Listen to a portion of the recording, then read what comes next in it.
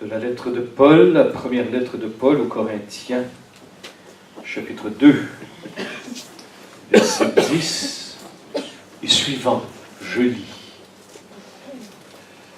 Car c'est à nous que Dieu l'a révélé par l'Esprit. L'Esprit, en effet, sonde tout, jusqu'aux profondeurs de Dieu. Qui donc, entre les hommes, sait ce qui concerne l'homme, sinon l'Esprit de l'homme qui est en lui. De même, nul ne connaît ce qui concerne Dieu, sinon l'Esprit de Dieu.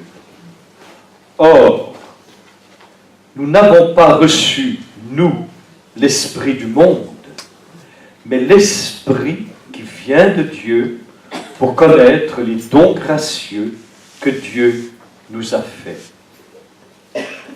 Et nous en parlons, non pas avec des discours enseignés par l'humaine sagesse, mais avec ceux qu'enseigne l'Esprit, exprimant en termes spirituels des réalités spirituelles. L'homme psychique n'accueille pas ce qui est de l'Esprit de Dieu. C'est folie pour lui. Et il ne peut le connaître, car c'est spirituellement qu'on en juge. L'homme spirituel, au contraire, juge de tout. Et lui-même n'est jugé par personne. Qui, en effet, a connu la pensée du Seigneur pour pouvoir l'instruire, et nous l'avons, nous, la pensée du Christ. Ensemble. Et nous l'avons, nous, la pensée du Christ. Encore. Nous, la pensée du Christ. As-tu déjà médité ça en profondeur? Que par le don de l'Esprit, nous possédons la pensée du Christ lui-même. Waouh! C'est quand même pas pu dire que par le Saint-Esprit, nous avons reçu la pensée du Christ. Et la pensée du Christ, hein, c'est tout ce qui fait Christ. C'est sa mentalité, sa façon de penser, de voir, de réfléchir, de sentir les choses. Hein. Nous avons reçu par le Saint-Esprit la pensée du Christ. Et Paul développe cette parole d'une façon extraordinaire, car c'est à nous que Dieu, notre Père, l'a révélé par le Saint-Esprit. Et il dira ici, l'Esprit sonde les profondeurs de Dieu. Voilà pourquoi nous avons reçu la pensée du Christ. Donc l'Esprit agissant en nous, lui qui sonde les profondeurs de Dieu, nous donne non seulement de connaître ces profondeurs de notre Père et Seigneur, mais nous donne également d'en vivre, d'expérimenter les profondeurs de Dieu. Et cela, c'est infini. Même dans l'éternité, frères et sœurs, le Saint-Esprit n'arrêtera pas éternellement de nous plonger dans les profondeurs de la divinité dont le Père est l'origine et la source, car s'il y avait une limite à cette découverte des profondeurs de Dieu, ça veut dire que Dieu serait à ce moment-là saisissable et ne serait pas Dieu. Mais même au cœur de l'éternité, le Saint-Esprit, qui sonde depuis toute éternité les profondeurs et du Père et du Fils, a été répandu dans nos cœurs. Et voilà pourquoi notre vie spirituelle à nous, chrétiens, c'est pas nécessaire de faire des grands mots, des grandes phrases, des expressions que personne ne connaisse ou comprenne. Notre vie par l'Esprit, c'est d'être plongé dans cette connaissance amoureuse des profondeurs de notre Père. Et les profondeurs de Dieu notre Père, c'est le Père lui-même. Parce que l'Esprit nous donne de plus en plus de plonger dans cette connaissance des profondeurs d'amour de Dieu notre Père. Et comme je dis souvent aux funérailles, lorsque Jésus dit dans l'Évangile que la vie éternelle, c'est de connaître toi, Père, et celui que tu as envoyé, ton Fils bien-aimé, la connaissance dans la Bible, nous le savons, frères et sœurs, procède de l'amour. La vraie connaissance dans la Bible procède de l'amour. Je ne peux véritablement connaître quelqu'un que dans la mesure où j'aime cette personne. Et l'amour me donne une connaissance. Même au plan humain, frères et sœurs, nous nous rendons compte que lorsque nous aimons de plus en plus une personne, ça nous donne de plus en plus une connaissance intime de la personne. Voilà pourquoi que même dans la vie d'un couple, on n'en a jamais fini de connaître la personne que nous aimons. Parce que la personne humaine aussi, c'est un abîme, c'est un mystère, la personne humaine. Créée à l'image et à la ressemblance de Dieu. Et ces profondeurs du Père dans laquelle le Saint-Esprit nous plonge, nous donnant une connaissance qui procède de l'amour, ne fera pas autrement en nous, comme je disais hier, ne fera pas autrement en nous que de nous donner l'amour de Dieu, notre Père. Et cet amour de notre Père s'exprime énormément par Abba. Tu nommes celui que tu aimes, que tu connais. Abba, mon Père. Et quand nous avons chanté tout à l'heure Adorons Abba, notre Père, ou le cantique suivant, je crois, c'était toi qui sièges. Et là, nous avons chanté d'un même cœur et d'une seule âme. Abba. Et je regardais vos visages. Oh, mon Dieu, que c'était beau. Vous étiez dans une adoration avec le Père. Beaucoup d'entre vous, vous aviez les mains levées vers Dieu, ce qui est le geste normal du louangeur ou de l'adorateur. Hein? C'est normal, on lève les mains tout de suite vers Dieu. Et là, on adore. Mais votre visage était transfiguré parce que vous étiez en communion avec le Père. Et vous chantiez de tout votre cœur Abba. Mais à ce moment-là, frères et sœurs, il se passait réellement une réalité surnaturelle. Parce que c'est l'Esprit lui-même qui nous joint à son cri vers le Père, à son cantique d'amour vers le Père. Il nous donne de communier pour que nous nous écrions en lui et par lui, Abba, mon Père. Et c'est le même Esprit qui habitait Jésus. Lorsqu'au jardin, Jésus priait Abba. C'est toujours le même Esprit qui est en action dans le cœur humain de Jésus et qui lui révèle Dieu, notre Père. Alors, être plongé dans les profondeurs de Dieu, notre Père, qui est origine et source de la nature divine, dont Jésus est engendré depuis toute éternité, frères et sœurs, c'est pas faire des grands discours philosophiques ou mysticaux ou métaphysiques, c'est tout simplement être plongé dans une relation d'amour.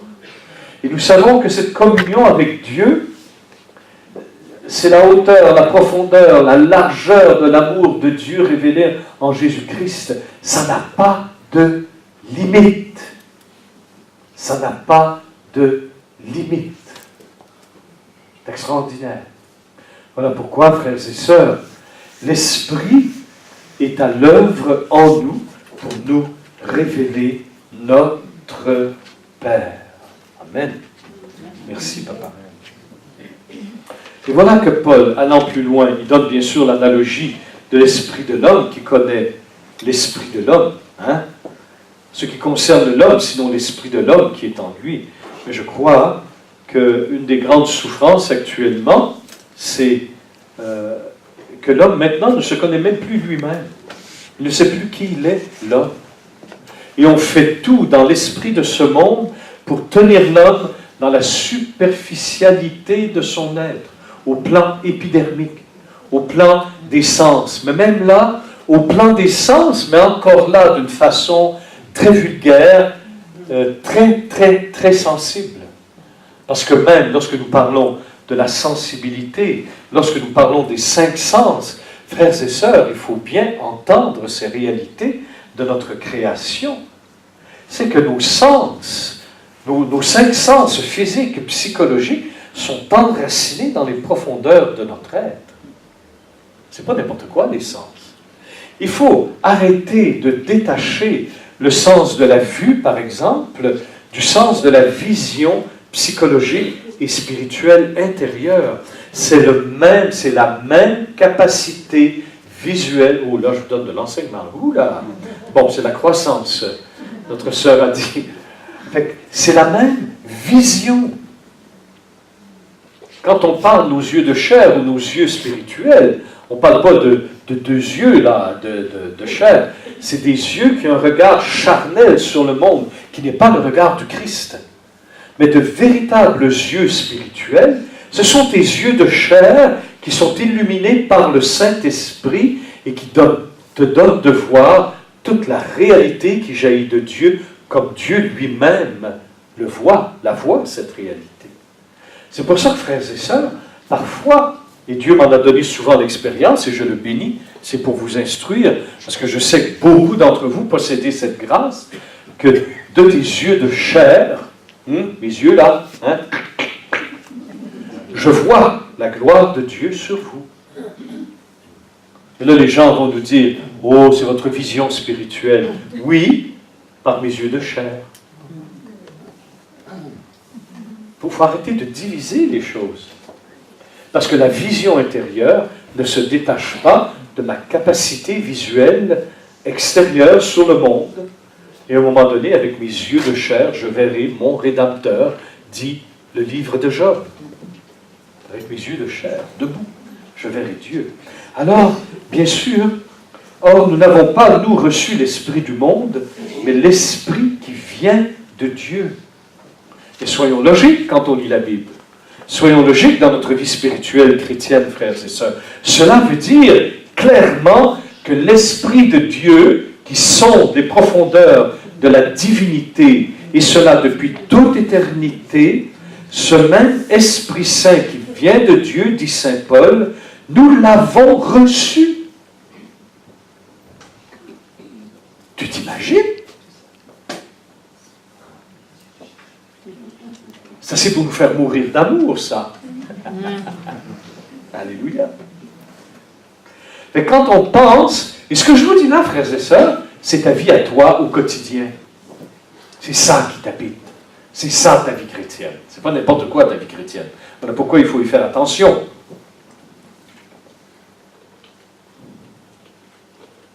L'Esprit qui vient de Dieu pour connaître les dons gracieux que Dieu nous a faits. Ces dons gracieux, frères et sœurs, pensons par exemple pour tout de suite à cette communion avec le Père. Je crois que, pour ma part, le plus grand don que Dieu nous donne durant notre vie terrestre, notre passage vers la vie céleste, le plus grand don, c'est la foi. C'est la foi. Il y en a qui diraient c'est l'amour. Oui, bien sûr, d'accord. Mais n'oubliez pas que ce qui est premier, c'est la foi que Dieu donne. Et la foi opérant par la charité, c'est à ce moment-là qu'on reçoit du Saint-Esprit qui est en nous, l'amour même qui est au cœur de la Trinité. Et c'est ça l'amour agapé. C'est vivre dans notre cœur, dans notre chair, dans notre esprit, l'amour dont Jésus lui-même vit avec le Père depuis toute éternité. C'est ça qui est en nous. Mais quand on sait ces réalités de notre foi, ça t'aide à t'ouvrir encore plus et dire à Dieu, mais Seigneur, je veux le vivre, moi, ça. Parce qu'on le sait. Rappelons-nous cette prophétie d'Isaïe que tout le monde cite, bien sûr, jusqu'à usure. Hein? Mon peuple se meurt faute de connaissance. Parce qu'ils ne connaissent pas les propres dons gracieux qui habitent leur être profond. Mais quand on les connaît, oh, mon Dieu, que ça nous aide à nous ouvrir largement à l'œuvre et à l'action de Dieu. Tu comprends ce que je veux dire? Alors, l'Esprit Saint sondant les profondeurs de Dieu, et cela depuis toute éternité, dès avant la fondation du monde visible et invisible, ce même esprit dans le Christ nous est donné, et cet esprit nous donne ce qu'il a, ce qu'il est depuis toute éternité. Il ne peut pas donner autre chose que se donner lui-même.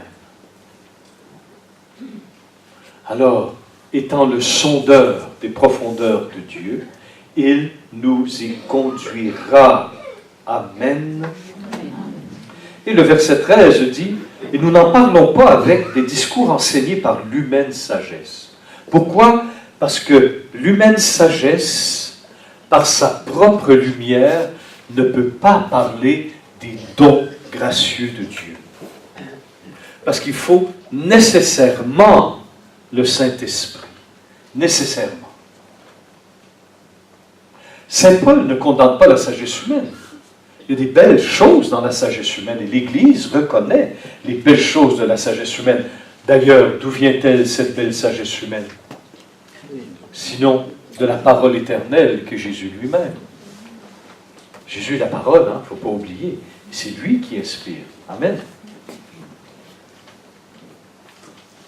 Alors, des discours enseignés par l'humaine sagesse, mais avec ceux qu'enseigne l'Esprit, exprimant en termes spirituels des réalités spirituelles. Et vous parlant comme ça, simplement, frères et sœurs, nous exprimons en termes spirituels des réalités spirituelles. Ce que je vous dis là, frères et sœurs, tout simplement, c'est ce que vous vivez en vous-même. Ces choses-là se vivent en vous. Là, je ne vous parle pas de quelques grands docteurs mystiques de notre Église, ou de l'Église orthodoxe, ou des Églises protestantes, qui ont une profonde connaissance de Dieu. Non, non, je vous parle de la vie chrétienne, quotidienne, normale, à toi et à moi. Parce que je crois qu'on a vécu le même baptême, qu'on a été sauvés par le même sang de l'agneau, que nous avons reçu le même Saint-Esprit qui sonde les profondeurs de Dieu. Et tous, par les grâces de la rédemption, fait de nous des enfants du Père. Eh bien, cette façon de parler, qui est celle des Écritures, vous ne pouvez pas aller plus haut en termes de spiritualité. Parce que c'est la connaissance amoureuse de Dieu lui-même. Alors, Paul va encore plus loin. Il dit, l'homme psychique n'accueille pas ce qui est de l'Esprit de Dieu. C'est quoi l'homme psychique? Vous savez, je vous en ai déjà parlé de ces réalités-là. L'homme psychique, c'est tout simplement l'être humain laissé à lui-même sans la lumière surnaturelle du Saint-Esprit. C'est ce que Paul appelle l'homme psychique. Qui n'est pas du tout en contradiction ou en opposition avec l'homme spirituel. Même si l'homme psychique, si lui-même n'a pas été illuminé par le Saint-Esprit, ne peut pas parler du Dieu de Jésus-Christ. Il demeure au niveau psychique. Il y a seulement le Saint-Esprit qui peut nous donner de passer d'un niveau psychique à un niveau spirituel. Et quel est ce niveau spirituel? C'est la connaissance amoureuse de la Trinité Sainte. C'est ça. Et, comme je dis souvent, l'homme spirituel n'est pas en opposition avec l'homme psychique. Pourquoi? Parce que tout notre cheminement, depuis notre baptême, c'est de passer du psy au spi, de passer de l'homme psychique à l'homme spirituel. Et ça, c'est un chemin de vie. Ça prend du temps. Parce que même si nous avons reçu à notre baptême l'homme spirituel, l'homme nouveau dans le Christ, mais l'homme psychique, il en reste quelques lambeaux et il résiste. Et malheureusement, souvent, même chrétiens, nous nous référons trop souvent à l'homme psychique parce que ça nous rassure. Parce que l'homme psychique, lui, il a le contrôle sur les choses. L'homme spirituel, à un moment donné, il est abandonné au Seigneur et il est obligé de dire à Dieu, « Père, je m'abandonne à toi. Conduis-moi où tu veux. » Il y a une grande différence. Hein? Fait que l'homme psychique, c'est l'homme laissé à lui-même. Il ne peut pas accueillir, dit Paul, ce qui est de l'Esprit de Dieu. C'est folie pour lui. Il ne peut le connaître. Il ne peut pas le connaître par ses propres forces. Moi, quand j'évangélise, quand je parle de Dieu à quelqu'un qui n'est pas chrétien, je ne peux pas le condamner. Je parle à un être psychique et c'est impossible qu'il découvre la foi chrétienne s'il n'y a pas une intervention surnaturelle de Dieu qui lui fasse s'écrier Abba et proclamer Jésus est Seigneur. Je comprends qu'il ne puisse pas être un homme spirituel dans le sens biblique du terme. Un homme spirituel ne se définit pas par ses heures de méditation par jour ou ses lévitations. Les gourous font ça à tous les jours. Un véritable homme spirituel se définit par sa vie dans le Saint-Esprit. Un véritable homme spirituel, selon la révélation biblique, dans le Saint-Esprit, se définit uniquement par un homme, une femme, qui a reçu la pensée du Christ. Et le dernier verset que j'ai lu, et nous l'avons, la pensée du Christ. Frères et sœurs, je vais peut-être en choquer beaucoup. Ce ne sera pas la première fois d'ailleurs. Je vais peut-être en choquer beaucoup, mais si tu regardes les Saintes Écritures, un homme que j'apprécie vraiment, le Dalai Lama, quoique connaissant de plus en plus de choses sur lui, c'est un grand homme quand même, il a défendu son pays contre la destruction chinoise. Bon. Lui, il a dit de Jésus, oh, voyons, Jésus et sa résurrection, pour nous, c'est le corps astral. Il ne pouvait pas dire autre chose, pauvre homme. Il ne pouvait pas. C'est un homme psychique. Il n'y a rien de spirituel là-dedans. C'est un homme psychique. Tant que tu n'es pas illuminé par le Saint-Esprit, qui lui te spiritualise en Christ, par le Christ, et comme le Christ, tu ne peux pas connaître les choses qui viennent de Dieu. Et franchement, Jésus n'est pas ressuscité avec son corps astral, franchement. Jésus est ressuscité avec son corps de chair, véritablement spiritualisé. Voilà pourquoi, pour nous, en christianisme, être spirituel, ce n'est pas être dématérialisé. La vraie spiritualité, c'est toute la matière, notre être de chair, qui est saisi, transfiguré par le Saint-Esprit, ce qui adviendra à la résurrection finale. Jésus le dira lui-même, mais touchez-moi, et vous verrez qu'un esprit ou un corps astral ou un fantôme n'a ni chair ni os comme moi j'en ai. C'est à ce moment-là que notre corps humain transfiguré par le Christ, ainsi que le cosmos, entre pleinement dans la vie divine. Tout ce qu'a créé notre Père en Jésus, dans l'Esprit, est bon. La matière est bonne, la chair est bonne, l'essence, c'est bon, notre sensibilité, c'est bon, notre affectivité, c'est bon, tout est bon. Amen. Mais il faut que toutes ces réalités que nous sommes passent du psy au spirit. Et le Saint-Esprit, quand il vient nous habiter et nous spiritualiser, ne détruit pas notre psychique, au contraire, il élève notre psychique dans les hauteurs divines. C'est ça qu'il faut comprendre. Voilà pourquoi, frères et sœurs, notre situation dans ce monde psychique n'est pas confortable. Parce que le monde psychique ne veut pas du véritable monde spirituel. Et c'est un point tel que Jésus a dit, « Mon royaume n'est pas de ce monde. »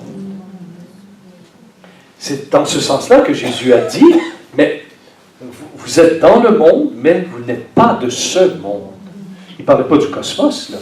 Il parlait de l'esprit de la chair, l'esprit mondain, l'esprit psychique qui refuse les dons de l'esprit. Pourquoi? Parce qu'il n'a pas reçu le Saint-Esprit. Un véritable être spirituel, c'est pas quelqu'un qui se promène avec des grands guenilles, pieds nus, la barbe comme ça, sale, pue.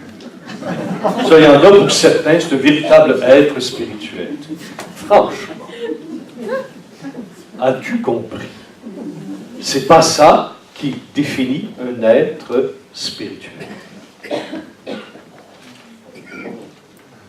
L'homme spirituel, au contraire, juge de tout. Bien oui, pourquoi il peut juger de tout? Parce qu'il a la pensée du Christ. Mais le jugement ici n'est pas un jugement moral, un jugement de justice comme nous on peut l'entendre au plan du légalisme, pas du tout. Le jugement ici, c'est voir toute réalité avec le regard du Christ.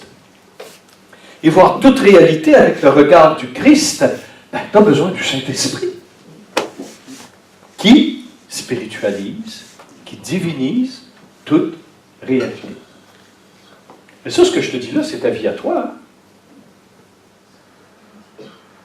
Encore faut-il que tu t'instruises, que tu pries et que tu demandes, je parle pour moi bien sûr, et que tu demandes au Père l'Esprit qui viendra te donner la véritable pensée du Christ. Voilà pourquoi Jésus nous dira, bon Dieu, quand il a dit ça aux Juifs, hein, eux autres, ils pensaient à Moïse, ils pensaient à Abraham, ils pensaient aux prophètes. Et Jésus dit, nul n'a jamais vu Dieu. Quand on sait que Moïse parlait à Dieu comme un ami à son ami, hein? Jésus vient leur dire, mais nul n'a jamais vu Dieu. Mais bien sûr, nul n'a jamais vu Dieu comme Jésus le voit depuis toute éternité. Alors voilà pourquoi Jésus dit que seul le Fils de l'homme est en mesure de révéler vraiment Dieu. Voilà pourquoi Jésus est l'unique chemin vers le Père. Parce que lui seul peut nous mettre en communion, et il est lui-même le chemin dans sa personne divine, bien incarnée, dans un corps et une âme humaine. Amen.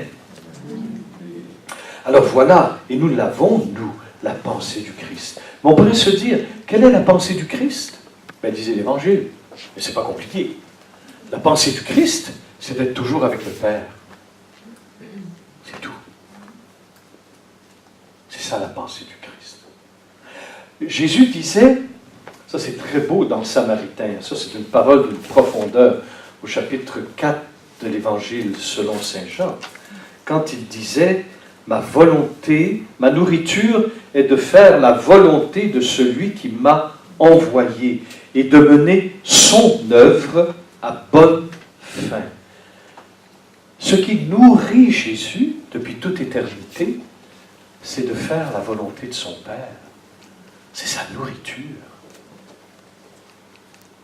Alors sa pensée, quand Paul nous dit que la pensée du Christ, nous l'avons par la présence du Saint-Esprit, eh bien il faut que peu à peu, un point tel que tout notre être n'ait qu'une volonté, qu'une nourriture, celle de faire la volonté de celui qui m'a envoyé.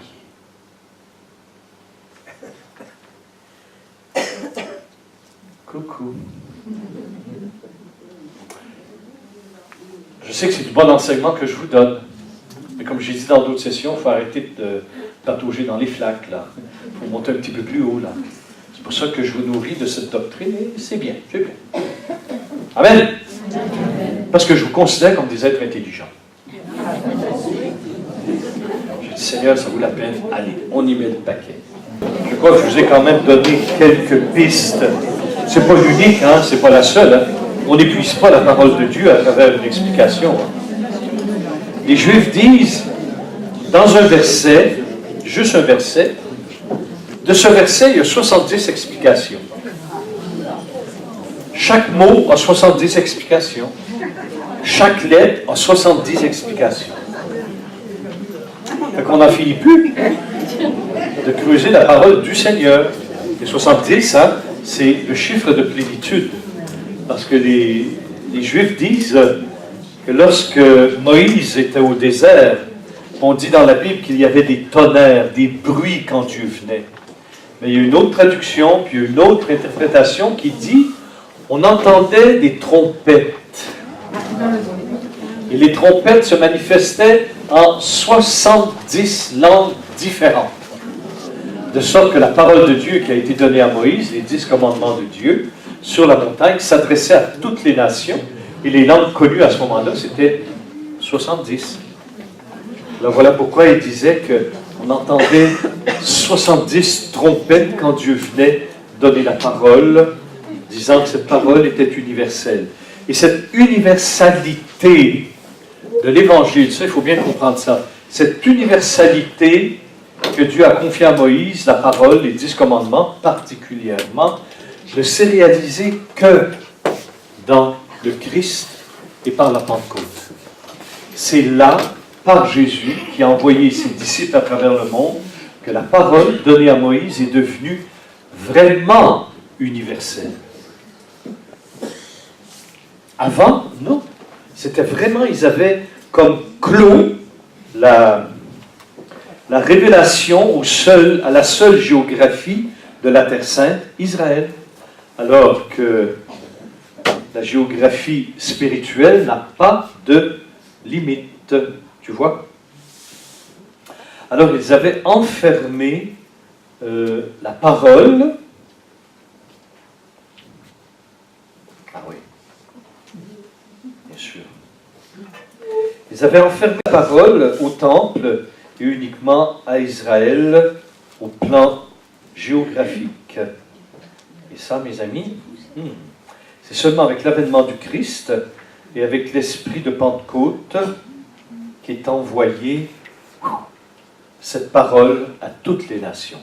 C'est ainsi que s'est réalisé les grandes prophéties d'Ézéchiel, de Jérémie, etc. Par le don de la Pentecôte qui a donné aux nations la parole de Dieu dedans. Bon, c'était une parenthèse. Alors, je continue dans cette foulée parce qu'il est important, bien sûr, c'est sur le Père, mais il y a seulement, qu'en connaissant bien l'Esprit Saint, que nous pouvons comprendre comment une vie chrétienne peut se vivre avec le Père. Et là, je vous l'explique d'une façon beaucoup plus intérieure, beaucoup plus spirituelle, de dire, nous l'avons, la pensée du Christ. Et justement, je disais tout à l'heure que Jésus a dit à la Samaritaine et à ses disciples, ma nourriture, c'est de faire la volonté de mon Père et de mener à bonne fin son œuvre. Même là, Jésus ne prétend rien, ne s'accapare pas le plan de Dieu, mais il veut mener à bonne fin son œuvre en parlant de son Père. Alors on voit que toute la vie de Jésus n'est pas tournée sur lui-même. Sa vie est totalement tendue vers le Père, dans une extase d'amour et dans une volonté parfaite à la volonté du Père.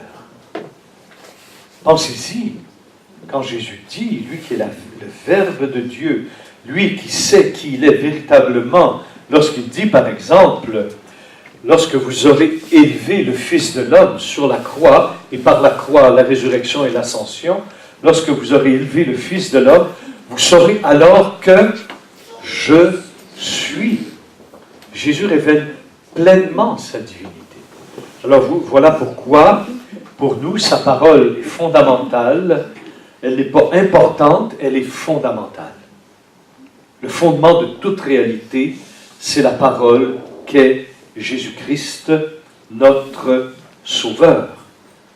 Alors, pour que Jésus, lui qui est parole éternelle du Père, lui qui est « Je suis », tel qu'il nous l'a révélé dans plusieurs textes et par tout son agir, nous voyons que sa pensée, la pensée du Christ, nous l'avons, nous, la pensée du Christ, mais c'est quoi la pensée du Christ? Lisez tous les évangiles et vous verrez ce qu'est la véritable pensée de notre Maître et Seigneur éternel, Jésus. Que sa pensée, c'est qu'elle est toute orientée vers le Père, ne faisant qu'une avec la pensée du Père. Et quand tu dis la pensée, qu'est-ce qui forme la pensée? Il y a des gens ici qui sauraient mieux expliquer ça que moi, mais je peux quand même en donner une petite idée. Quand tu dis ma pensée, c'est ça. Ma pensée, c'est comme le résumé de toutes tes expériences, de tes études, de tes recherches. Ta pensée exprime à peu près parfaitement tout ce que tu es tout ce que tu possèdes, tout ce que tu as vécu. Et notre pensée ne s'arrête jamais à l'âge de 12 ans, de 15 ans, de 20, 30, 40 ans. Oui, j'ai 61 ans. Je suis encore dans l'octave de mon anniversaire. J'ai 61 ans et je me rends compte que ma pensée progresse continuellement, même au plan humain. Fait que, bien sûr, j'espère de tout mon cœur que d'avoir un petit peu au moins la pensée du Christ. Hein, c'est le désir de mon cœur le plus profond, d'avoir la pensée du Seigneur par le Saint-Esprit. Mais quand la parole de Dieu nous dit que nous, par le Saint-Esprit, qui sommes des profondeurs de Dieu, nous avons la pensée du Christ, la pensée du Christ, c'est tout ce qu'il est. Sa façon de voir, sa façon de parler, sa façon de vivre, sa façon de voir la volonté du Père, à un point tel qui dit que le Père et moi, nous sommes un. Tout ce que veut le Père, je l'accomplis. Tout ce que le Père me fait entendre, je vous l'enseigne. À un point tel que Jésus dira, ma nourriture, et la nourriture, c'est le fondement de la vie. Sans nourriture, on meurt. Mais Jésus ira jusqu'à dire que ma nourriture, c'est d'accomplir la volonté de mon Père. Waouh! Fait que la pensée du Christ, c'est le Père. Il est tout tendu vers le Père. Et cela depuis toute éternité. Voilà pourquoi, quand on dit, quand on considère, quand on prend du temps, vous et moi, pour lire la parole de Dieu, j'essaie de vous expliquer un petit peu, avec les lumières que j'ai, de dire que l'homme spirituel, c'est celui qui a la pensée du Christ. Wow! C'est phénoménal, c'est grandiose, c'est immense, infiniment immense, de voir que tout chrétien qui vit vraiment sa vie baptismale, sa vie d'oraison, sa vie de louange, d'intercesseur, qui vit vraiment profondément, je dis bien profondément, sa vie sacramentelle en l'Église, qui vit une vraie vie fraternelle remplie de compassion et de miséricorde, il vit de la pensée même de Dieu. Ça, c'est vraiment ça, l'être spirituel. Alors, si tu veux, dans ta vie spirituelle ou avec ton accompagnateur, ou du moins ceux avec qui tu chemines, on pourrait voir ensemble, par exemple, si nous sommes vraiment dans la pensée du Christ, en mettant devant la pensée du Seigneur mes propres pensées, ma propre vision des choses. Bien sûr, ça demande tout un cheminement, c'est vrai. Et heureusement que Jésus respecte notre pas à pas. Mais avoir la pensée du Christ, frères et sœurs, et pourtant, nous l'avons. Mais cette pensée du Christ que nous avons, elle doit en nous se développer. C'est comme cette histoire dont Paul parle, l'homme nouveau, l'homme ancien, l'homme psychique, l'homme spirituel, l'homme charnel, le vieil homme, l'homme nouveau, l'homme intérieur, l'homme extérieur. En réalité, toute notre vie est une tension entre l'homme intérieur que j'ai reçu à mon baptême et qui tend à croître, mais qui rencontre la résistance de l'homme extérieur. C'est-à-dire ce vieil homme qui n'en finit plus et qui ne veut pas mourir. Pourtant, il est mort, mais il en reste quelques vestiges. Mais notre vie spirituelle, frères et sœurs, tout notre cheminement, c'est de dire, Seigneur, je suis cet être nouveau, je suis cet homme intérieur, je suis cet homme spirituel, et je veux vaincre en moi tout ce qui s'oppose à cet homme spirituel que je suis par le Saint-Esprit. Alors toute notre vie est dans cette tension qui peut venir chez certains dramatique.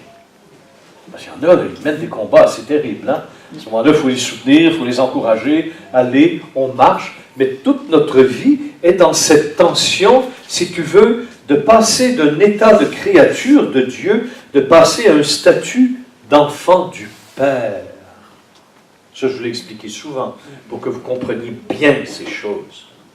Que non, c'est pas vrai, que tous les êtres humains, c'est pas tous des enfants de Dieu. Tu as les créatures de Dieu. Là, tous les humains sont des créatures de Dieu, même les baptisés. Mais toutes ces créatures ne sont pas fils et filles du Père. Pourquoi?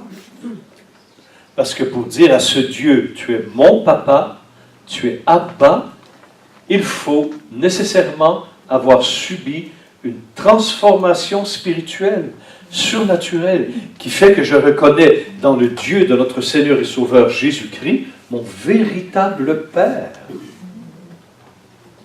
C'est pour ça, quand j'explique le baptême, je répète, je sais pour beaucoup, quand j'explique le baptême aux familles qui viennent présenter leur enfant ou des ados ou des adultes, je leur dis, il y a un hiatus là. Ton enfant là, il n'est pas enfant de Dieu. Il n'est pas enfant du Père. Il est créature de Dieu. Mais là, il va passer par le baptême, il va passer d'un état, d'un statut de créature de Dieu à un statut d'enfant du Père. Et cet hiatus, ce passage, parce que c'est une véritable Pâque, c'est un véritable passage, ce passage ne demande pas moins que la passion, la mort et la résurrection du Christ. Alors, c'est pas vrai que tous les êtres humains, c'est des enfants de Dieu. C'est bien beau, là, la fleur au bout du fusil, là, les babacools, là, peace and love, là, qui sont shootés en masse, là, dont j'étais auparavant. C'est faux, ça. C'est faux. Il faut avoir une rigueur dans notre vie chrétienne, pas pour condamner. Moi, vous me connaissez, moi, je ne suis pas le style de me sentir en hauteur, supérieur. Pas du tout. Pas du tout. C'est vraiment pas moi. En tout cas. Si je le suis, vous me le dites. Parce que des fois, il y a des choses qui nous échappent, qu'on ne sait pas de nous-mêmes. Mais vraiment. Mais de dire, Seigneur, il faut fonder solidement notre foi et donner aux choses la définition qu'il faut donner. Et puis ça, quand on a une vérité là-dedans, dans la parole de Dieu, dans notre vie chrétienne, il n'y a pas de place à la condamnation de personne, puisque ce que je suis n'est que l'effet de sa grâce et non pas le résultat de mes mérites. Je ne pense pas que ça puisse être mieux dit que ça. Tu comprends? Rien. Alors, mais des fois, il faut dire ces choses. Et moi, quand je l'explique à des gens qui sont là au baptême, invités par la famille, c'est pas tous des chrétiens, croyez-moi, hein? Mais je leur dis carrément comme ça, je leur explique. Mais j'ai jamais eu de gens qui m'ont dit, oui, vous êtes intolérants, vous êtes ci, vous êtes ça. Pas du tout. Pourquoi? Parce que je leur ai expliqué. Je dis, voilà, c'est notre vie chrétienne. Vous êtes dans une église, je vous explique. Bon. Il y a des gens qui disent, ah, c'est ça. Oui, c'est ça. Justement, si nous voulons comprendre le plan du Père que Jésus est venu réaliser, parce qu'il est totalement une volonté avec le Père, hein, c'est l'union de deux volontés à la volonté du Père, la sienne au Seigneur et celle de notre Père, pourquoi est-il venu rétablir le fameux péché originel? Il a eu lieu ce péché. Et malheureusement, nous en goûtons encore. Encore. Paul dit aux Romains, chapitre 5, verset 12, « Voilà pourquoi, de même que par un seul homme, le péché est entré dans le monde, et par le péché la mort, et qu'ainsi la mort a passé en tous les hommes, situation dans laquelle tous ont péché. » Tous. Le péché d'Adam, le péché originel, qui se transmet d'une génération à l'autre. Mais quel est-il, ce péché? Ah, c'est pas compliqué. Quand tu lis la Genèse, Dieu continue de nous créer, puisque nous sommes là. Mais le but de la création, comme dit Jean dans sa première lettre, et qui est confirmé dans la première de Paul, dans la lettre de Paul aux Éphésiens, voilà. Bien-aimés, aimons-nous les uns les autres, puisque la... Non, c'est pas ça. C'est avant. Ah, voilà. Voyez quelle manifestation d'amour on nous a donné pour que nous soyons appelés enfants de Dieu, et nous le sommes. Hey. Si le monde ne nous connaît pas, c'est qu'il ne l'a pas connu. Bien-aimés, maintenant nous sommes enfants de Dieu, et ce que nous serons n'a pas encore été manifesté. Car nous savons que lors de cette manifestation, c'est-à-dire la parousie du Christ, nous lui serons semblables, parce que nous le verrons tel qu'il est. Jean, explique à sa façon à lui l'éternelle volonté du Père. Quel est le projet du Père dans la création?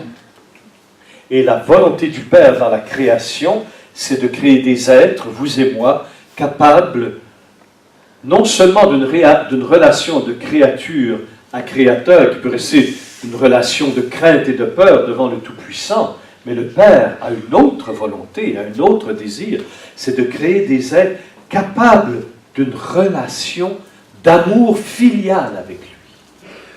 C'est ça, le premier plan du Père, c'est cela. Jean le dit, mon cher ami Jean, il le dit, c'est que nous sommes enfants de Dieu. Ça, c'est le projet éternel du Père. Et quand on dit enfant de Dieu, qu'est-ce que ça veut dire? Quand on dit fils, déjà on parle d'une... Bon, là, je vous donne un petit peu du... Mais laissez-moi instruire. Puis, si on dit fils, on dit nécessairement génération. Tu ne peux pas dire fils sans un père. Voilà pourquoi toute la lettre de Jean est une révélation du Père, ainsi que les 3 autres évangiles, bien sûr. Mais Jean est plus spécifique dans ce domaine-là, c'est que Dieu Père ne veut pas seulement nous créer, puis garder une relation froide, style l'islam, d'un Dieu qui est tellement éloigné, intouchable, ou de d'autres religions, où c'est aussi intouchable. Non, le but du Père, en créant l'univers par sa parole puissante, que son Fils bien-aimé, dans le Saint-Esprit, c'est de créer des hommes et des femmes capables d'une relation d'amour filial avec lui. Des enfants capables de dire à Dieu, Abba. Abba. C'est ça son plan. Le péché originel, c'est l'homme et la femme qui disent non à ce projet d'amour. Par désobéissance à l'instigation du père du mensonge, l'homicide dès l'origine, comme Jésus l'appelle, le Satan. Alors là, il ne perd pas son statut de créature, mais il perd son statut d'enfant de Dieu. Et quand Paul et tout le Nouveau Testament, c'est beaucoup plus fort dans le Nouveau que dans l'Ancien, cet aspect de mort spirituelle. Quelle est la mort spirituelle? C'est justement que nous sommes, à cause du péché originel, fermés, paralysés, rendus incapables d'une relation d'amour filial avec notre Père. Il n'y a plus. On ne peut plus dire à Dieu, notre Père, Abba, à cause du péché originel. Et c'est grave, et c'est grave. Les conséquences de cela sont gravissimes. Et on le voit aujourd'hui, jusqu'où on va actuellement dans des lois inhumaines, dans des lois impies, dans des lois clairement et volontairement anti-chrétiennes. C'est-à-dire que l'être humain, même aujourd'hui à cause du péché originel, veut s'auto-réaliser par lui-même. Alors que l'être humain, et c'est ça le grand drame de l'humanité, alors que l'être humain est appelé par Dieu à se réaliser en Dieu. L'humain ne devient vraiment humain que dans une relation avec Dieu. Ce n'est pas une méditation personnelle, je suis perdu dans mon nirvana, c'est pas je ne sais quelle philosophie du non-être ou de je ne sais quoi. Non, pour nous, notre spiritualité, c'est vraiment, et c'est la seule qui conduise vraiment à Dieu. Je le dis sans prétention, il faut amener les autres à être évangélisés. Justement, nous, notre relation, notre grande spiritualité par le Christ, c'est de dire au Père, Abba. Mais justement, de dire au Père, Abba, c'est la plénitude de la vie divine en nous. Et toute notre vie éternelle, à partir de notre baptême, ne sera que l'épanouissement de cette vie filiale avec le Père. Quand Jésus dit en Jean 6, « De même que je vis par le Père, celui qui mange ma chair et boit mon sang vivra par moi. » C'est-à-dire, dans cette communion pour nous eucharistique avec le Fils de Dieu, je vis de la vie même dont Jésus vit depuis toute éternité avec le Père.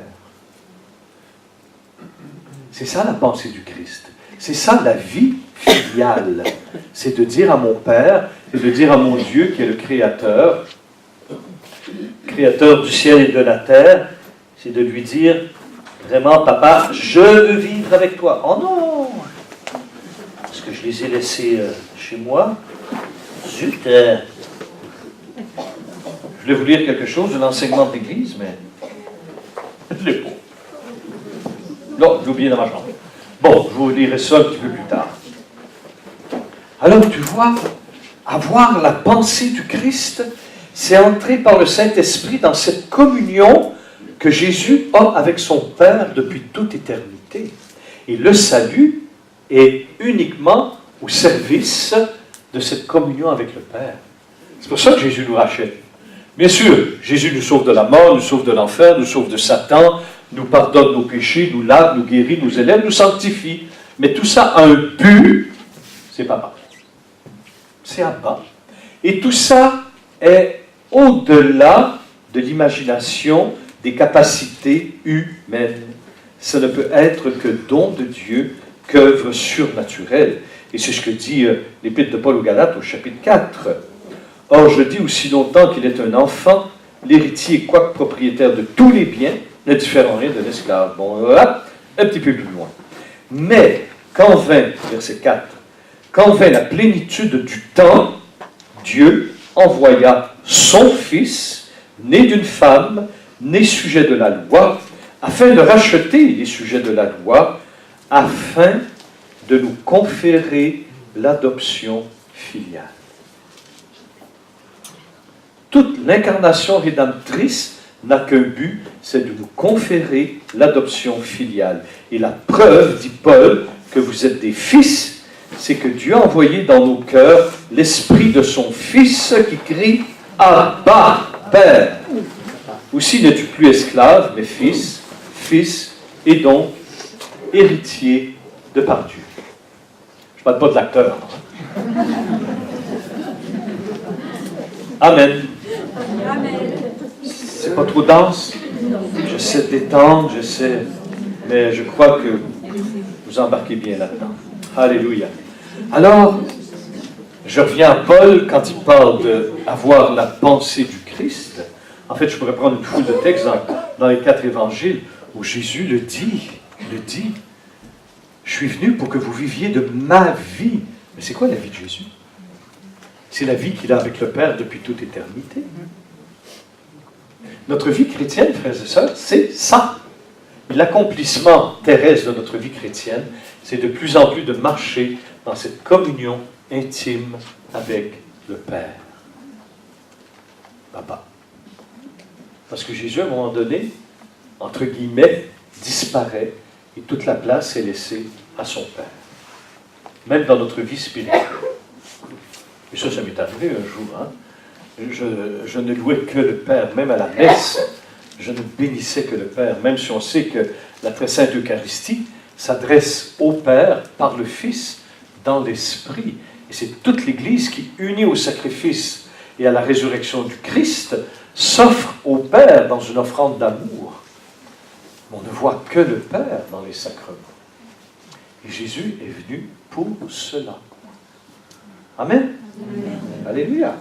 Donc, de chanter Abba, de l'adorer vraiment en esprit et en vérité, comme le Père lui-même demande de véritables adorateurs, c'est d'adorer en esprit et vérité. Là, j'ai entendu des interprétations. Aïe, aïe, aïe. Totalement faux. Il y en a qui disaient qu'adorer Dieu en esprit et en vérité, et ça fait... C'est adorer Dieu en esprit et en vérité sans aucun soutien, sans aucune chose matérielle. C'est j'adore Dieu d'une façon très désincarnée. C'est pas chrétien, ça. C'est pas chrétien. Je vais vous dire quelque chose. C'est puissant la parole de Dieu. Bon, alléluia. Bon, ça c'est un autre thème. Mais nous sommes créés par la parole. Mais l'origine de la création, c'est le Père. Le Père proclame par sa parole, tout devient, tout est, par Jésus, son Fils bien-aimé. La parole de Dieu nous révèle que Jésus est l'unique médiateur entre Dieu et les hommes. Mais ce n'est pas seulement dans le sens de l'être humain vers le Père en Jésus qu'il y a la médiation. Le Père ne vient jamais vers l'être humain que par son Fils. La médiation est à double sens. Et c'est tout à fait facile à comprendre, parce que le Père s'exprime par sa parole, qu'est son Fils. Alors si le Père veut me parler, nécessairement, c'est par son Fils. Donc, quand le Père vient vers moi, il vient par son Fils qui est le médiateur. Si je vais vers le Père, je ne peux aller que par le Fils, parce qu'il est l'unique chemin vers le Père. Jésus est vraiment le médiateur de toute réalité. Et même les anges de Dieu, les cœurs célestes, les plus grands cœurs des créatures spirituelles du Seigneur, les trônes, les seigneuries, les dominations, les archanges, les anges, ne peuvent se présenter au Père que par le Christ. Et souvent, dans la très sainte messe, on parle de cette médiation. Je ne sais pas si je vais le retrouver, là. On parle de cette médiation des anges qui adorent Dieu. Ouais. Je vais essayer de trouver, pour vous dire combien tout est un.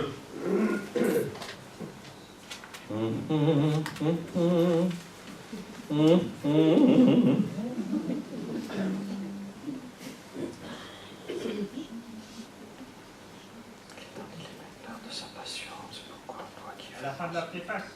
Ouais.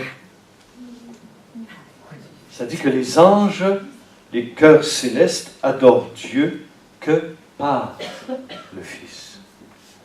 Même les plus grands anges de Dieu ne peuvent se présenter devant le Père. Et là encore, c'est une façon toute humaine de penser ces choses-là, parce que c'est une autre réalité. Ils ne peuvent aller vers le Père que par le Christ, que par la parole. De toute façon, ils sont tenus dans la vie spirituelle, céleste, que dans la parole. Ils ne peuvent pas se mettre à côté de la parole pour aller voir le Père. Ils sont dans la parole, fondés dans la parole, créés par la parole. Donc, ils ne peuvent pas aller au Père en dehors de la parole. Sinon, il n'existe plus. Et même là, depuis toute éternité, Jésus demeure médiateur de toute réalité, terrestre, céleste, cosmique. Jésus est tout ça. C'est grand, hein? Et même les anges de Dieu ne peuvent se présenter au Père que dans le Christ, qui est également pour eux l'unique chemin vers le Père. Et remarquez bien, frères et sœurs, quand il y a des révélations dans l'Ancien Testament, bon, c'est des choses que vous savez, mais ça rentre bien dans le sujet aussi. Quand, par exemple, Dieu se révèle à Moïse, et que Moïse entend la voix, de quelle voix vous pensez qu'il entend? C'est la parole, c'est Jésus. Le buisson ardent, c'est une révélation de la Trinité Sainte. C'est une préfiguration qui prépare le peuple à la révélation de la Sainte Incarnation à Marie par la puissance du Saint-Esprit. À Moïse, au buisson ardent, c'est toute la Trinité qui se révèle à Moïse. C'est pas seulement le Père. Oui, ayez Hachéréi. Ben oui, déjà, ok. Le nom du Seigneur. Il se révèle à Moïse, mais Moïse entend la voix de Dieu. C'est le Père qui parle, et sa parole, c'est le Fils, dans le feu de l'Esprit. C'est une révélation de la Trinité. Même quand tu lis la Genèse, hein, l'Esprit plane sous les eaux, et là la parole vient, et là il y a création de tout le cosmos, et du monde visible et invisible. Mais c'est déjà une révélation qui nous prépare à la révélation de la Trinité Sainte par Jésus, qui viendra en Marie, sa propre créature. Il vient en elle, par la puissance de l'Esprit, proclamer que le vrai Dieu est Père, Fils et Saint-Esprit, et qu'il nous aime. Ce n'est pas seulement un créateur froid, tout-puissant. Non, c'est un Père qui crée des êtres capables de lui, capables de cette relation d'amour. c'est notre foi. Mais tout ça, c'est la pensée du Christ en nous, révélée par le Saint-Esprit. Alléluia. Ya. Alléluia. Alléluia. C'est comme ce matin, nous lisions l'Évangile. Matthieu. Oui, c'est Matthieu ce matin. On était quelle date qu'on est? Luc 25. Bon, la parole de Dieu dit, Luc 21. le ciel et la terre passeront, mes paroles ne passeront pas. Frères et sœurs, Jésus, en disant ça, révèle sa divinité. Il révèle sa divinité. Puisqu'au début de l'évangile, du même évangile selon saint Matthieu, Jésus dira que la parole de Dieu... Luc 21, 29 à 33. Ce matin. 29 à 33.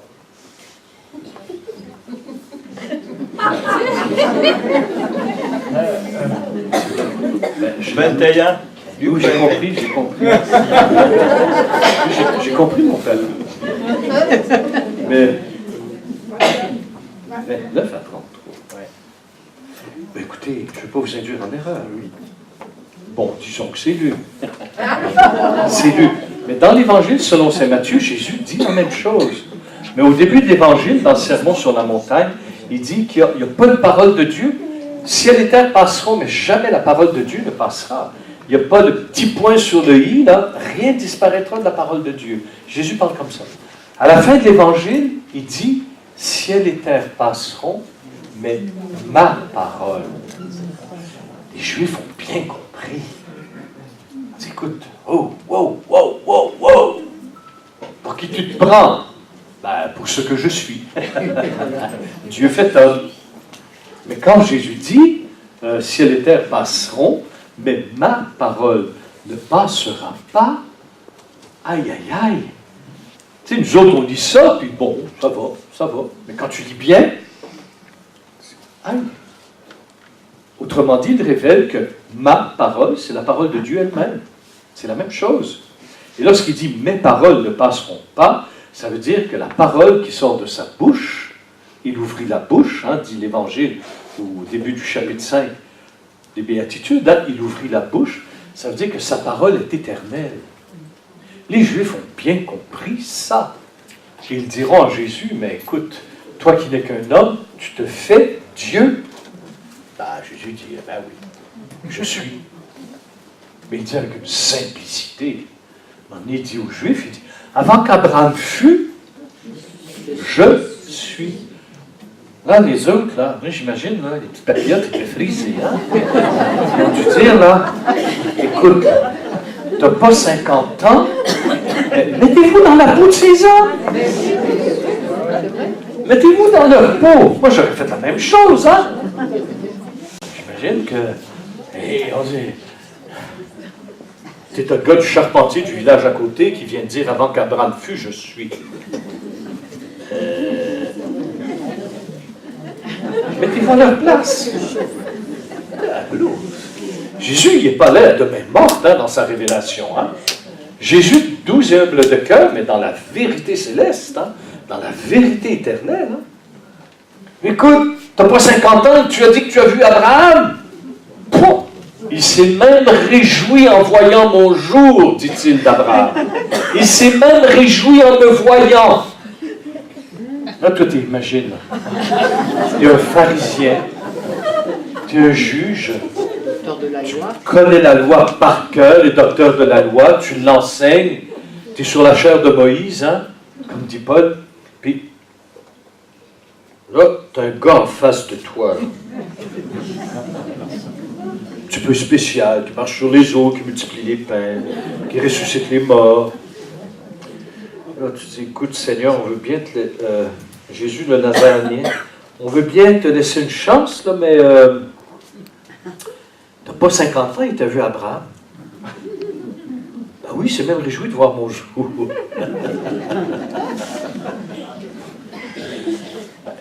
Jésus a fini sur la croix, un point, c'est tout. Pour blasphème, il se considérait comme Dieu. Pour ceux qui l'écoutaient, il usurpait l'autorité de Dieu lui-même. Encore beaucoup plus que Moïse ou Salomon. disait, waouh, tu n'as pas 50 ans, tu as vu Abraham, bien sûr. Pour qu'Abraham fût, je suis.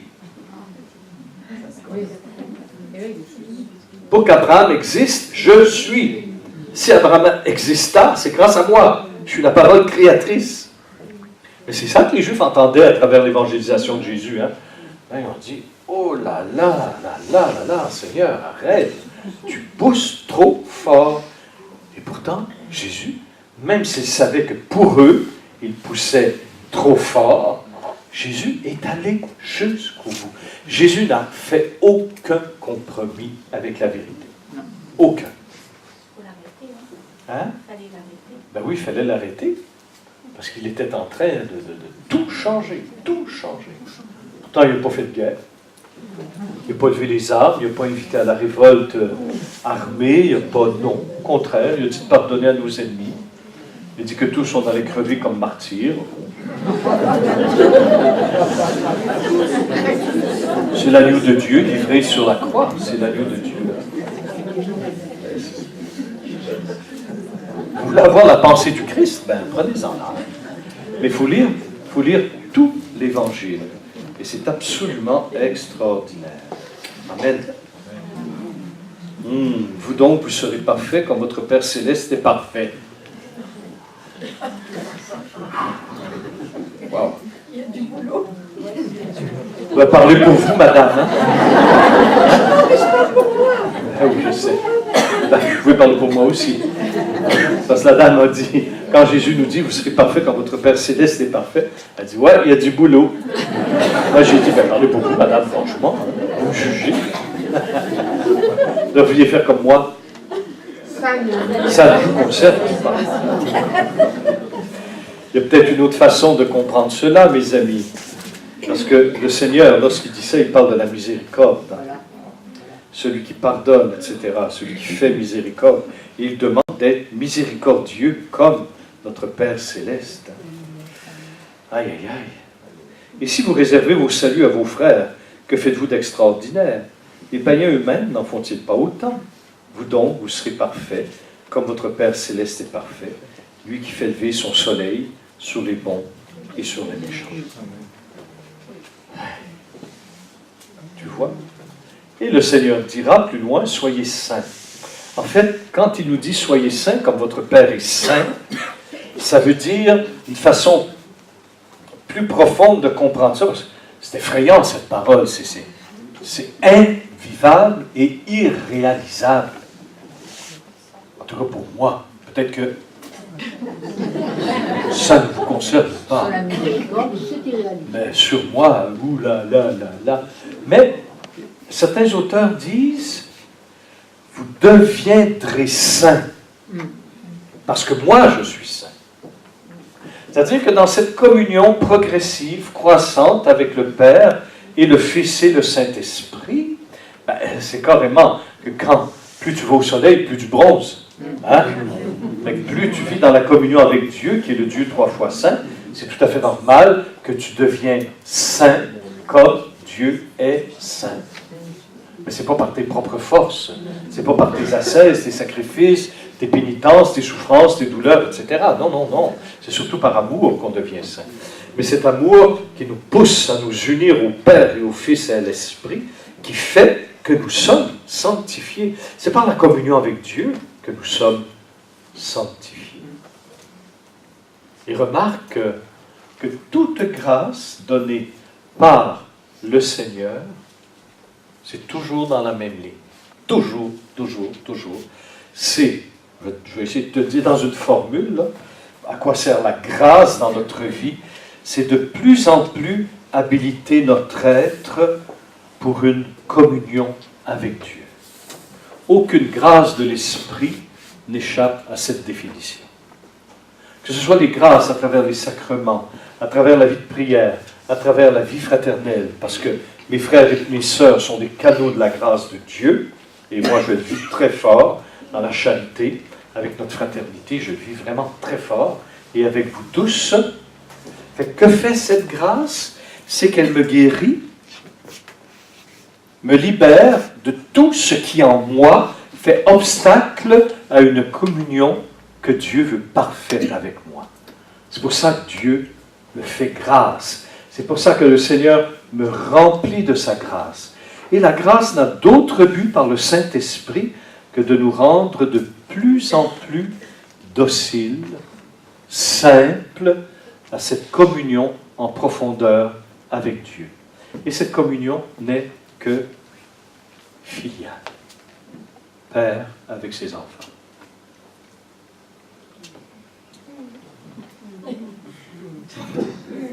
Ok, mes bien-aimés. Profitez-en, je suis de bonne humeur. Oh, j'ai un caractère. Hein? Malheureusement, des fois, il pointe un peu trop, mais il est là. Donc, bon, je crois que je vous en ai assez donné, là, franchement. Amen. Alors, je récapitule. Récapituler veut dire remettre sous un même chef, un même caput. Et caput, ça veut dire chef. On se met un chapeau pour recouvrir le chef. Bon, je récapitule avec la première lettre que je vous ai lue, chapitre 2. Des fois, une petite récapitulation. Ça nous aide. Car c'est à nous que Dieu l'a révélé par l'Esprit. Dieu, en effet, le Saint-Esprit, sonde jusqu'aux profondeurs de Dieu. Voilà pourquoi que l'Esprit Saint qui nous est donné nous plonge dans la connaissance amoureuse des profondeurs du Père, par son Fils. Voilà.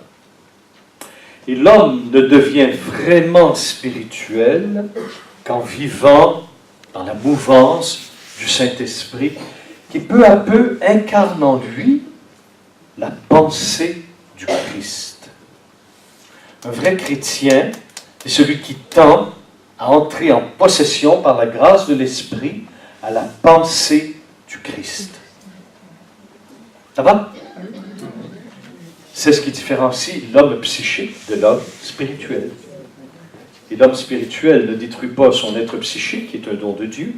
C'est-à-dire c'est l'Esprit Saint qui est dans tes facultés d'intelligence, de volonté et de mémoire, et qui vient tout transformer, évangéliser ton être intérieur, afin d'avoir vraiment la pensée du Christ. Et ça, c'est un travail continuel. Continuel. Voilà, comme récapitulation. Amen. Amen. Alléluia. On applaudit Dieu.